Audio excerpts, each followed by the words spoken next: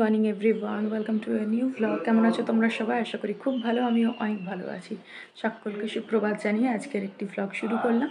তো সকালবেলায় আমার গোপালকে তো সেবা দেওয়া হয়ে গিয়েছে, রান্না করছি। চলো রান্নাঘরে যাই, কি রান্না করি না করি সবই তোমাদের সাথে শেয়ার করব। ভাত বসিয়ে দিয়েছি, আজকে করব ডাঁটা আলু পোস্ত, টমেটোর চাটনি আর ভাত। আর কিছু আর ভেন্ডি ভাতে দেবো, আর তেমন কিছু না। ভাতে মানে ভেন্ডিটা আলাদা করে সেদ্ধ করব।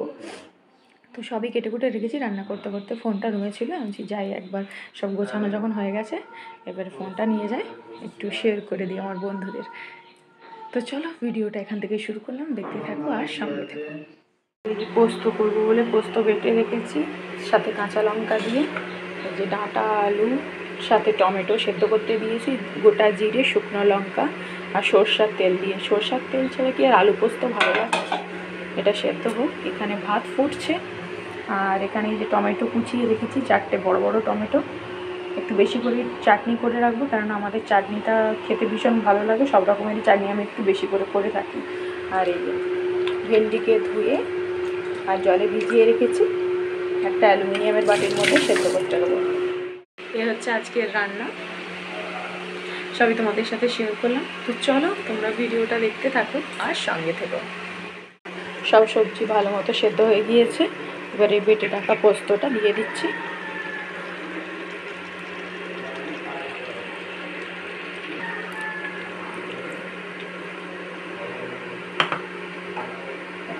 খুব বেশি এটাকে কষাবো না, এটা আমার বাপের বাড়ির স্টাইলে পোস্তটা করছি।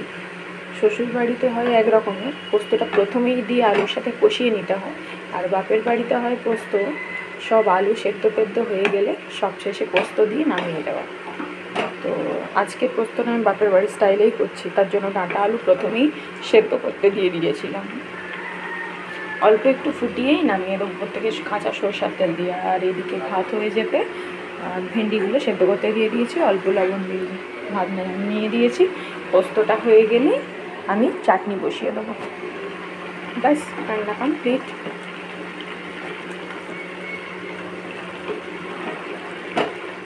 হয়ে গিয়েছে পোস্ত, আমি এবারে নামিয়ে দিই। পোস্ত নামিয়ে দিয়েছি, আর তার সঙ্গে বসিয়ে দিয়েছি চাটনির জন্য অ্যালুমিনিয়ামের বাটি, তাতে দিয়ে দিয়েছি সর্ষের তেল, কালো রাই আর একটা শুকনো লঙ্কা, সরি একটা না, হাফটা। ব্যাস, তেল ফুটে এলে দিয়ে দেবো টমেটো আর লবণ আর হলুদ। ব্যাস, এটা খুব ফাটতে শুরু করেছে।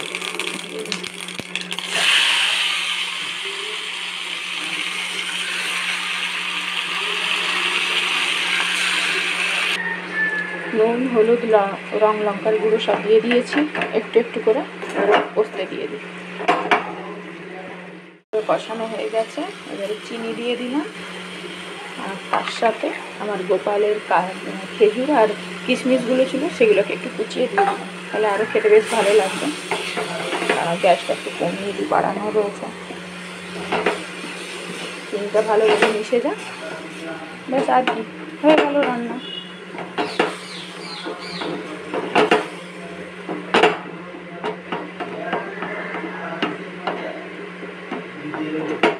এটাও সেদ্ধ হয়ে গেছে, আর একটু হলেই নামিয়ে দেবো, দুটো একসাথেই নামিয়ে দেবো।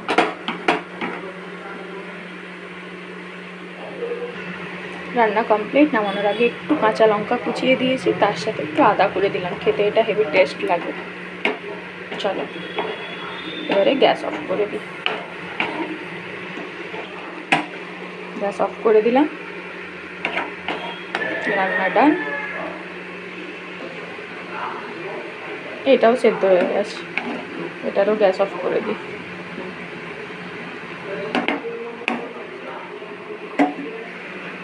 রান্নাবান্না সেরে নিয়ে স্নান ঠাকুর প্রণাম করে নিয়েছি, এই যে গোপালকে সেবা দেওয়া হয়ে গিয়েছে দুপুরবেলায়।